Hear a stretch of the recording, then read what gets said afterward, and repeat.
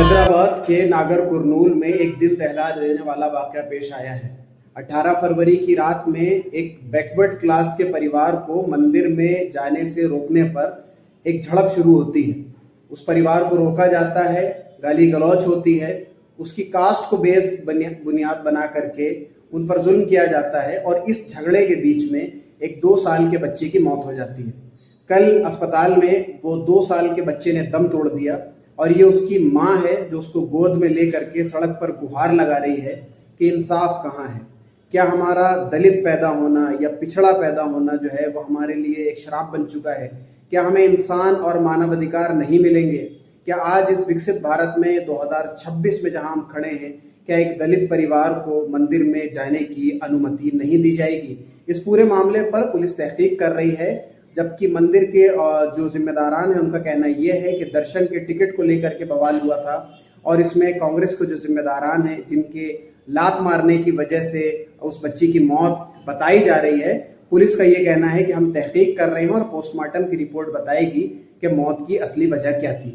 ये था वो वाकया जो 18 फरवरी को पेश आया और कल उस बच्चे ने अस्पताल में दम तोड़ दिया और उसकी माँ सड़कों पर निकल करके इंसाफ की गुहार लगा रही है। वहीं हमें सोचना होगा कि सरकारें क्या कर रही हैं। हैदराबाद में कांग्रेस की हुकूमत जो पूरे हिंदुस्तान में ये कहती है कि हम पिछड़ों के हैं, हम लोगों के हैं, हम न्याय यात्रा निकाल रहे हैं, मानवाधिकार की बात करते हैं, उनके ही एक राज्य में इस तरह की घटनाएं सामने आ रही हैं।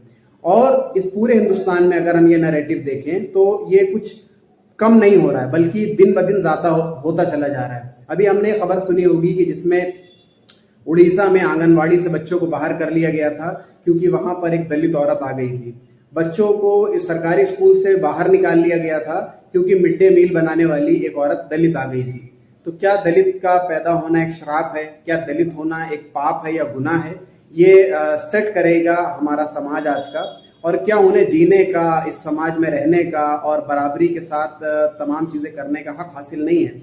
हम देख रहे हैं कि जिस तरह से रिजर्वेशन तो दिया जा रहा है, लेकिन किस तरीके से उसको बेस बना करके ऐसे कि भीख दे दी गई है और उसके बेस पर जो दूरियां बनती चली आ रही हैं वो हम देख रहे हैं कि एक अपर क्लास है, एक मिडिल क्लास है और एक लोअर क्लास है।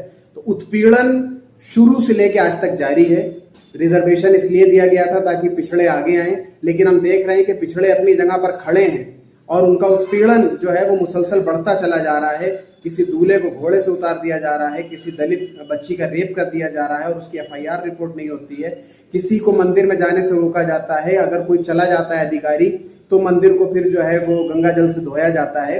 इस हिंदुस्तान में यहाँ पर ये चीजें हो रही हैं जिन चीजों को मद्देनजर रखते हुए बाबा भीमराव अंबेडकर ने कोशिश की थी कि तमाम लोग मिलजुल करके रहें, पिछड़ों को उनका हक मिले। हम देख रहे हैं कि उत्पीड़न की जो गति है, जो स्पीड है, वो कम नहीं हो रही है और धीरे धीरे उन पर शिकंजा कसता ही चला जा रहा है। तो पढ़े लिखे लोगों को सोचना होगा कि ये मानव है, ये इंसान है, हमें इनके साथ बेहतर बर्ताव करना होगा। अगर जुल्म किसी के साथ भी हो तो हम बोले।